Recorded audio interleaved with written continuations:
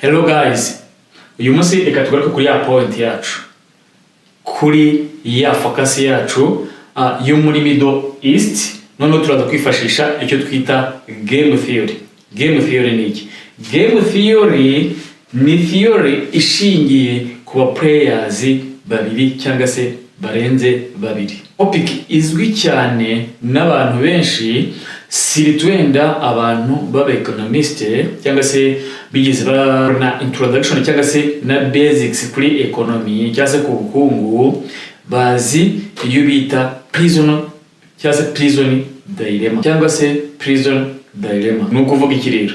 Ni ukuvuga tugiye kuyifashisha kugira ngo turebe scenario zishoboka n'ikintu gishobora kubaho in case itsinzwe intambara, USA cyangwa se America itsinzwe intambara, cyangwa bagize icyo twita balanced agreement cyangwa se talks. Nicyo tugiye kurebera hamwe muri iyi video. Niba uri mushyano, banza ujye hasi ukande subscribe, usanzwe abana natwe akore share, like, agire muri comment aduhe ibitekerezo.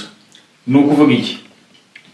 Ni ukuvuga muri iyi video buri muntu wese arunguka, yaba umunyeshuri ushaka kuba yiga ibintu bijyanye n'ubukungu, ushaka kumenya ibyo twita geopolitical cyangwa se geopolitique, ushaka kumenya icyo twita international trade hagati y'ibihugu bibiri cyangwa se birenze bibiri. Reka noneho turebe hano, turebe scenario ya mbere. Ni ukuvuga ngo dufite ibihugu bibiri ahangaha, dufite Iran tukagira Amerika.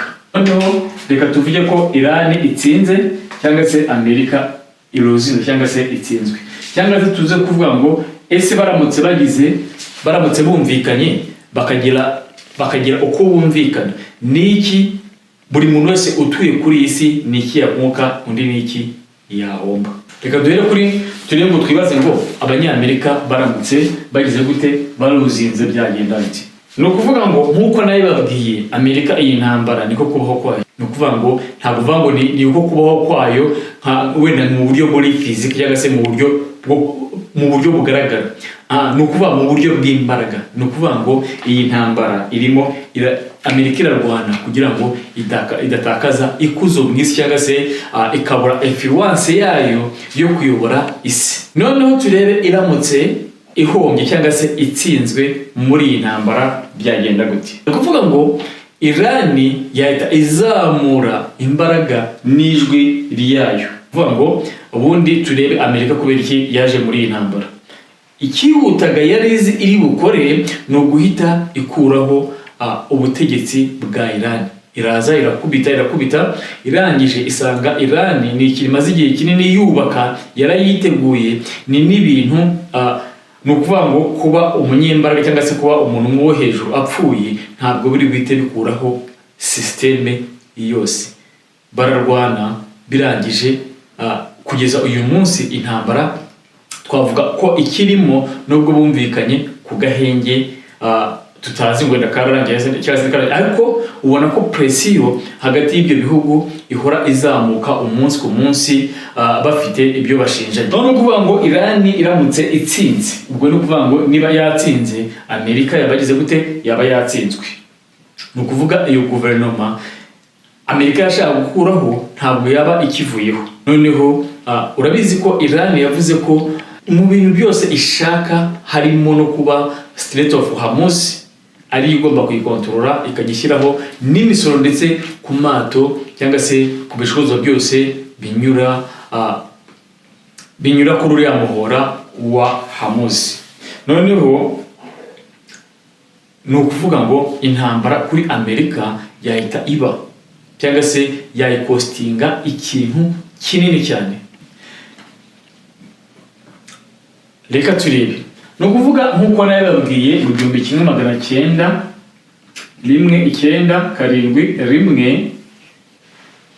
Amerika na 1994 nibwo Amerika yagize agreement cyangwa se amasezerano yabira bihugu byo mu Barabu kugira ngo bijye bicuruza peteroli yabyo mu idolari. Ni ukuvuga ngo buri peteroli yose ibayeho igurishwe mu ifaranga y'idolari cyangwa se muri dollar currency. icyo ni muri iyo agreement niyo yahindutse icyo bita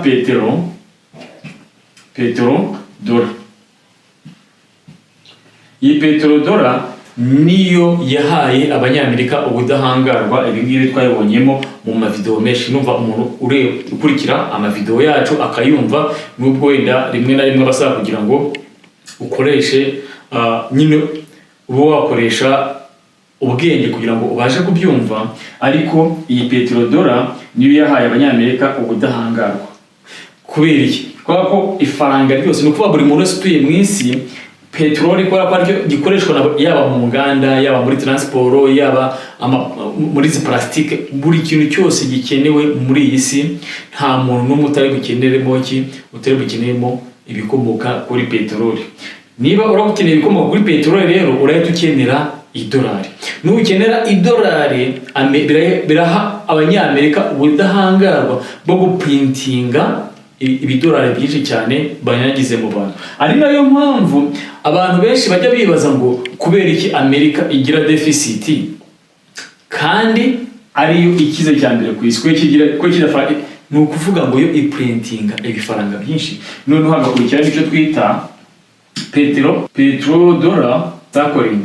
Petrodora cycling no mumvikana ko amafaranga yose azajya agurishwa, ya madolari yose azajya yakirwa, agomba kujya agaruka agomba kujya bajya kuyinvestisa muri Amerika. Ukuvuga ngo yose agasubira muri Amerika, akamera nk'ahindutse umutungo wa Amerika n'ubundi. Ukuvuga ngo akajya gufinansa Amerika. Noneho in-return cyangwa se abanyamerika ikiguzi bagomba gutanga ni iki? Ni kimwe gusa, nicyo bita military protection.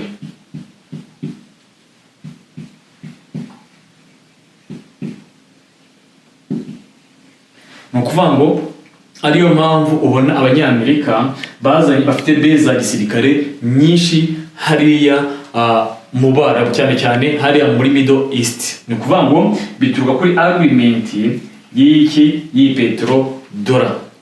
Noneho rero Amerika iramutse ihombye cyangwa se iramutse itsinzwe, ni ukuvuga ngo icyo twita abakorana nawe cyangwa se abalayizi bayo bahita babura confidence cyangwa se ntabwo bakongera kwizera. Urumva, noneho baba babaye ingaruzwa muheto muri Middle East kubera ko nta mbaraga z'abanyamerika zaba zigihari.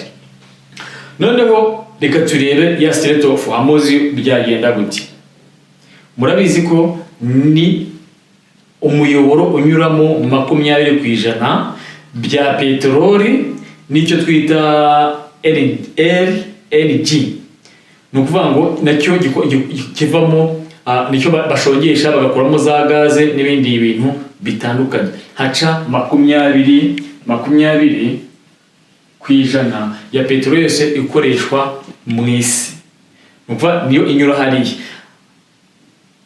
Baramutse batsinzwe, Irani niyo yahita igira gute? Yahita ikontorora iriya Hormuz 100% regardless ya international law igenga maritimes cyangwa se igenga uburyo bw'ubwikorozi bunyura mu nyanja. Ni ukuvuga ngo Irani niyo yahita izamura imbaraga. Noneho ibyo bintu wenda bitewe n'impamvu yabyo bishobora guhenda cyangwa se ni ukuvuga ngo Irani niyo yaba idecidinga ahariya. Ariko sintekereza ko yahenda kurusha uyu munsi. Twavuga ko haba hariyo noneho twavuga ko haba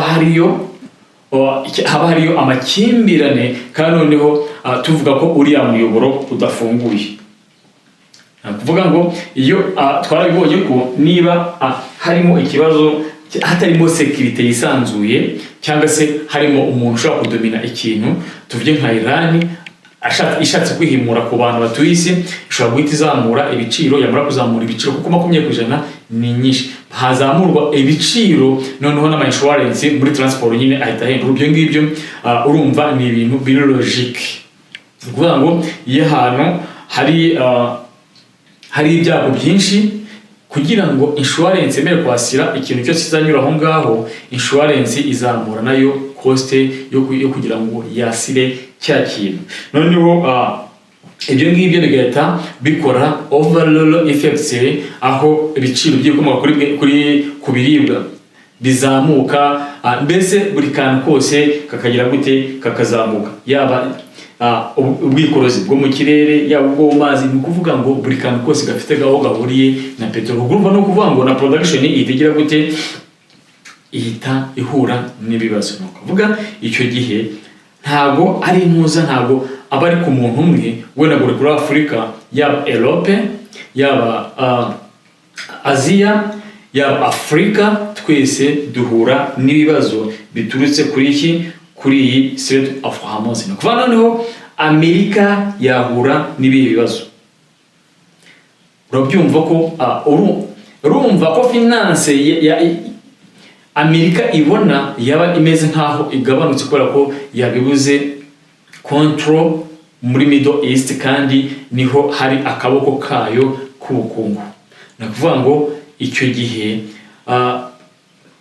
ni ukuvuga ngo intambara igiciro cyaba kinini kubera ko yaba nyine yagize ibibazo. Ni ukuvuga ngo ahangaha nubwo tuvuga ngo Amerika ifite amadeni menshi, noneho yatigira amadeni ya nyayo bien ikayagira, kandi noneho igomba kwishyura ku kiguzi kinini kubera ko bwa butekamutwe bwayo bwo kuvuga ngo irakoresha petrodollar, ngo noneho yongere yungukire muri petrodollar, recycling bwaba buhagaze. Noneho hari ikintu twavuze cyitwa Swift. Urumva abayikore, urumva buri wese ugura peteroli muri ya payment yo mu idolari agomba gukenera ni Swift. Urumva transaction ziba nyinshi. Ubwo no kuvuga ngo turamutse petrodollar cyangwa se Amerika itsinzwe iyi ntambara, imbaraga zabo zikagwa muri Middle East, na Swift abantu bayikoresha byatangira gute, byatangira kugabanuka, kuko turaza kureba ko hari ikindi gihugu cyata kimajinga, noneho kigatangira kumera nkaho gifashe control ya petrodollar. Tukamenya wenda ngo hari indi currency ishobora kwigaragaza ikazamuka. Noneho urumva inflation cyane ku idolari muri Amerika itizamuka. Ariko noneho twibuke ko niba umuntu wese akeneye idolari, wibuke ko amarizavu y'amabanke national cyangwa se amabanke makuru yose yo mu isi akoresha idolari cyangwa se abika amafaranga mu madolari kugira ngo abashe kujya ku isoko mpuzamahanga. Ni ukuvuga ko tugira ikibazo yuko rya dolari ryahita ritakaza agaciro, inflation cyangwa se gutakaza agaciro k'ifaranga nyine. Ubwo numva idolari ryata agaciro kugeza ku rwego rwo hejuru, ku buryo twagira icyo bita pressure ijyanye n'itakaza agaciro k'ifaranga. Noneho urumva icyo gihe niba iyo hari inflation, riba nawe uyu munsi tugenda nko muri construction cyangwa se mu bintu bijyanye n'ubwubatsi, uyu munsi uragura cement ku 15, uyu munsi ejo mu gitondo wasubira ugasanga 15,500, kundi umunsi kuri cyo ugasaba bati 16, ku munsi kuri cyo bati rongeraho 500. Ni ukuvuga ngo ibyo bintu iyo bimeze gutyo mu buryo buri overall, uhita icyo twita investment iluzinga confidence, kuko ko ntabwo ufite ahantu ho kugira gute, ntabwo uzi ngo urajya kwinvestisa hehe hari umutekano w'ifaranga. Uvuga ikirere, ni ukuvuga ngo icyo gihe inflation mu isi yahita iba nyinshi. Ubwo no kuvuga ngo intambara yaba ibaye nka zimwe zahashize Amerika yagiye irwana. Anga dushaka kuvugamo Vietnam yatangiye muri 1955, turavugamo Iraq, tuvugemo ni Afghanistan. Ni ukuvuga zino ntambara tekereza ko Iraq ya Iraq uribuka ko yamaze imyaka 8 yose. Yingi muravuga bamazeyo imyaka 20. Wendaho baragiye barakubita bigarurira n'igihugu, nubwo baje kukekura nyuma y'imyaka 20, ariko bari barakuyemo byinshi bitandukanye no muri Iran, kuko Iran intambara yayo irakostinga kubera ko imbaraga bari bizeye ntago arizo basanze Iran ifite. Noneho ibingibi bishobora gutuma reputation cyangwa se uburyo Amerika yarizwi n'izina ryayo bita byangirika, kubera niba goals zayo zirazwi cyangwa se intego zayo zirazwi, mu gihe zaba zitamaze cyangwa se itabashije kuzigeraho, ubwo nyine ni ukuvuga ngo ahazaza hayo cyangwa se ubushobozi bwayo cyangwa se imbaraga zayo cyangwa se igitinyiro yari ifite mwinshi byahita ako kanya bihagarara cyangwa se bigabanuka ku rwego rwo hejuru. Ahangaha niho China ishobora kwigaragaza noneho ikazamura imbaraga. Ni ukuvuga ngo kuko muri iyi si ikintu kigara China niyo igaragara nk'igihugu kiri threat cyangwa se kibangamiye Amerika. Ni ukuvuga ahangaha iyo utsinzwe iriya ntambara ya Iran, Abashinwa bahita bazamuka. Noneho Abarusiya urabizi ko ari cyo gihugu cya kabiri mu bya gisirikare ku isi, ubwo ni ukuvuga bahita batangira kudomina, ni ukuvuga ngo bahita bipresentinga cyangwa se bigaragaza ko byibura Amerika itazongera kubakanga yaba isebye. Noneho Alliance cyangwa se twabonye ko iyi petrodollar Amerika yo yijeje military protection ibihugu byo mu Barabu, noneho batangira kwibaza za mbaraga za Amerika zimeze gute. Ahangaha Amerika noneho ugasanga itaye ikuzo. Noneho ibi ngibi byatuma Iran igira imbaraga nyinshi cyane. Ni ukuvuga ngo mu buryo bwayo cyangwa se bwa Iran bagenda bazamura igitekerezo cyangwa se ideology kujya bavuga ko aribo bagize gute batsinze Amerika, mbese ni ukuvuga ngo nibo barakuyeho ubudahangarwa bwa Amerika. Bityo ibyo ngibyo bigatuma za nyeshyamba zo bita za Hamasi, babahutsi bo muri Yemen, ni ukuvuga ngo babarayezi babo bose bahita bazamuka cyangwa se bahita bagira imbaraga, bahita bajya gukontorora region yose. Noneho ni ukuvuga ngo noneho Iran ikaba yanditse isura nshyashya mu isi igaragaza ko ari igihangange. Noneho USA empire ikabiraguye, kandi n'ubundi nyine hari probability nini yuko abanyamerika barebye nabi cyangwa se batitwaye neza, batabashije kugenda ngo baganire na Iran, bashobora gutakaza ikuzo muri iyi ntambara. Noneho ahangaha za Iraq, Syria, Lebanon, Yemen na Gulf shipping lanes, ni ukuvuga ngo ahangaha conflict, urumva ko hari ibihugu biri muri Middle East bimeze nkaho bikandamiza ibindi kubera imbaraga z'abanyamerika. Ahangaha abanyamerika rero baramutse batsinzwe, bino bihugu byamera nkaho bigize gute, nkaho bigiye kwihorera kuri ibyo bihugu, kubera ko n'ubundi bari baragize gute, barababangamiye. Noneho ahangaha ubwo ni ukuvuga ngo n'ubundi atake ntabwo zatazihagarara kubera ko Iran yatsinzwe, kubera ko ni ukuvuga ngo izi ngiza kwataka cyangwa se bakoresha cyber attack byakomeza bikabaho kugira ngo byibura barebe ko urumva ntabwo Amerika yatihagarara ngo ngo iratsinzwe iremeye. Ni ukuvuga ngo yaba za drone zishobora kujya zigahitinga ahantu, izi za cyber attack kujya baza bagatesha umutwe ibintu, cyangwa se n'uburyo bwa disruption muri international trade. Ni ukuvuga ngo kubera iyi petrodollar nicyo twita globalization bituma cyoroha. Bityo ahanga Amerika iruzinze n'ubundi hari ibintu byinshi byakwangirika. Ni ukuvuga ngo nubwo yatsindwa ntabwo ariyo yahangayika yonyine. Noneho ahangaha byanga bikunda haba harimo inkomere nyinshi cyangwa se za casualty z'intambara nyinshi. Ni ukuvuga ngo muri Amerika imbere uburyo bwa republic cyangwa se abaturage batangira kubaza leta impamvu yagiye gushoza intambara kuri Iran bitewe n'uko baba bakozwe n'isi. Urumva mwe imbere byaba bigize gute, byaba biteye ikibazo. Ni ukuvuga ngo iriya party cyangwa se iriya party Trump ahagarariye, ni ukuvuga ntabwo yakongera gutorwa, ni ukuvuga ngo nta muntu wayo wakongera kujya ku butegetsi mu yindi manda ikurikira, kubera ko kugeza igihe abandi nabo bari bujyeho wenda bikazabagora, wenda bakazongera bakagaruka bakavuga ati twebwe twakora ibi n'ibi. Noneho urumva mu gihe baba batsinzwe batabaga ati ingabo zose zo muri Middle East bazikurayo, kuko wabonye ko muri iyi minsi n'ubundi Trump ari kugenda akura ingabo ari kugenda kuri ingabo mu bihugu bimwe na bimwe cyane cyane byo muri Europe. Ahangaha tuba turi kuvuga noneho kuri Iran in case yaba itsinzi, ubwo ni ukuvuga ni scenario imwe.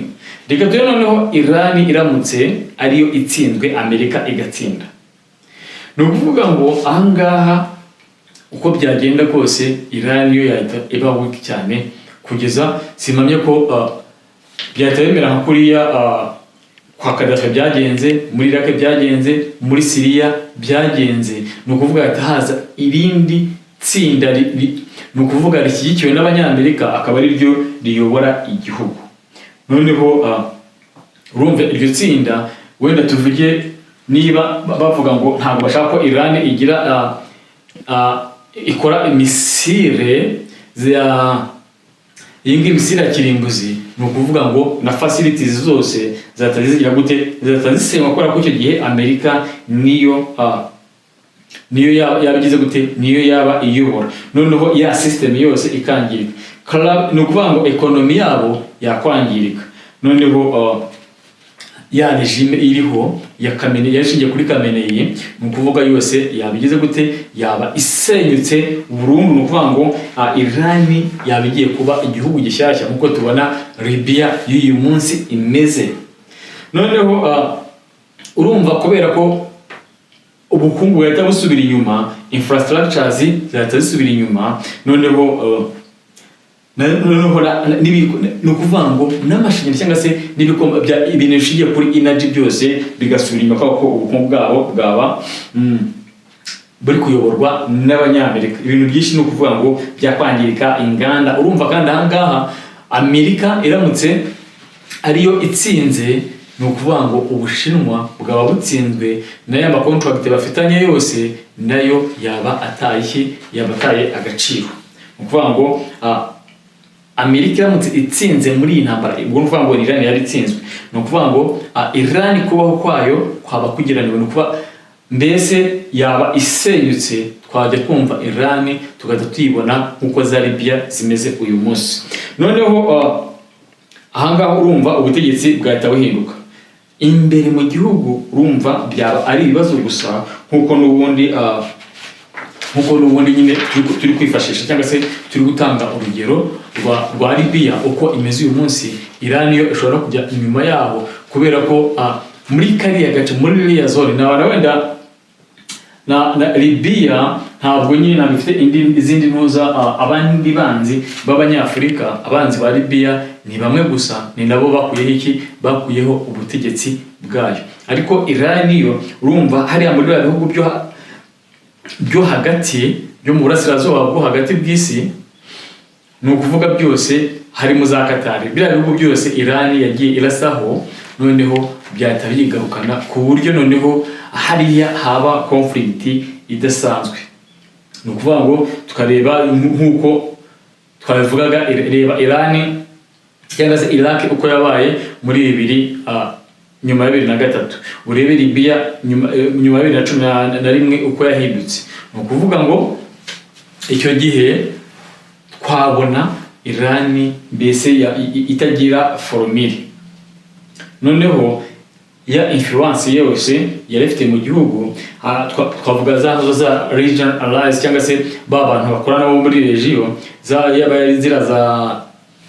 za Yemen, iranditswe ikorana Iran yose na zira groupe zayo zose, zira za Hamas, za Hezbollah, bose ubu ni ukuvuga ngo bahita bacika intege, kubera ko baba babuze icyo twita strategic partnership. Ni ukuvuga ngo ntabwo baba bagifite influence. Hari Iran yafite ibibazo, urumva nta network, bya diplomasi yayo yaba ari ikibazo. Ni ukuvuga byabaye ibibazo byinshi cyane bishingiye mu gutsindwa kwayo. Ni ukuvuga ngo ahangaha Israeli yaba ari umwami wa hariya hantu na Arabia Saudite, kubera ko ni abantu bafite akaboko k'Abanyamerika kandi niyo yaba itsinze. Ni ukuvuga ngo hariya ibihugu byose byo muri Gulf byahita bijya kuragira gute, byahita bijya kuri Amerika kuko noneho yaba yerekanye ko ya protection koko yitanga.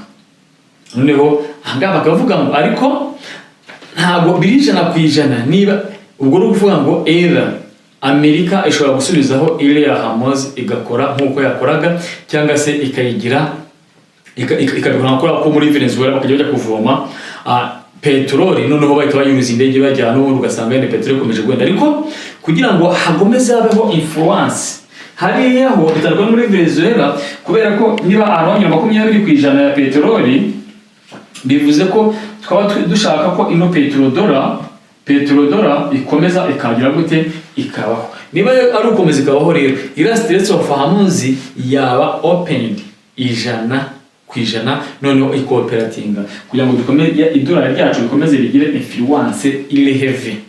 Nabwo ngo iyi video buri muntu wese arayungukiramo bitewe na level yiwe. Kuba umunyeshuri arasobanukirwa ibintu bijyanye n'ubukungu, noneho umuntu usanzwe arasobanukirwa ibintu bijyanye na geopolitiki, noneho mbese umuntu wari wese, noneho nta muntu umwe utari bungukire muri iyi video kubera yuko uraza kumenya ngo ubuzima bwawe effect bufite iriya ntambara effect ibifiteho uyu munsi bitewe buri muntu wese arahaha. Urajya ku isoko ugasanga ikintu cyazamutse, noneho ahangaha niho usobanukirwa impamvu ibintu bihagaze gutyo. Noneho urumva Amerika yahita yigaragaza nyine nk'imbaraga mu buryo buri global, abashinwa bahita basubira inyuma. Noneho urumva yaba igaragaje ko cyangwa se yemeje abafatanyabikorwa bayo ko ishoboye kuba umutekano yabemereye, ariko bitavuze ko bitavuze ko conflict n'ubundi hariya zahagarara, kubera ko urumva nubwo twavuze ko bariya bakorana ziranyeshya twavuga nk'inyeshyamba zikorana na Iran, urumva noneho zataziba inyeshyamba ziri completely ku buryo region yose imwe na za Israel batajya babura zino attack, ndetse abasivile benshi bashobora kwangirikira kwa kono noneho urumva hari uburyo buri gukora hariyo violation nyinshi cyane. Noneho ni ukuvuga ngo na economy ishobora kugiramo ibibazo kubera ko nubwo tubona ko Amerika yahita ifungura uriya muhora wo ikawufungura 100%, ariko twaba dufite inyeshyamba aho bita aba pirates bajya mu mazi noneho bashobora kujya bashimuta amato no ku karubanda ku buryo nyine batesha ya nsinzi y'abanyamerika bayitesha umutwe 100%. Noneho ni nuclear program ya Iran yaba ivuyeho 100%. Ni ukuvuga ngo ntabwo yakongera kubaho kubera ko niba Amerika yishaka ubwo byabirangiye cyane ko gusa we ushobora no gusanga itanahari kubera ko abanyamerika murabizi ko iyo bashaka gusenya ahantu runaka bagira ibyo bitwaza, noneho ibyo bitwaze iyo babirangije iyo bamaze gusenya bya bindi bashaka gusenya akenshi na kenshi usanga ko babeshyaga. Noneho reka turebe kuri scenario ya gatatu, baramutse noneho ahangaha talks cyangwa se ibiganiro bibaye successful bakaganira bakagira ibyo bumvikanaho. Twabonye Amerika niki isaba, Iran niki isaba. Ahangaha buri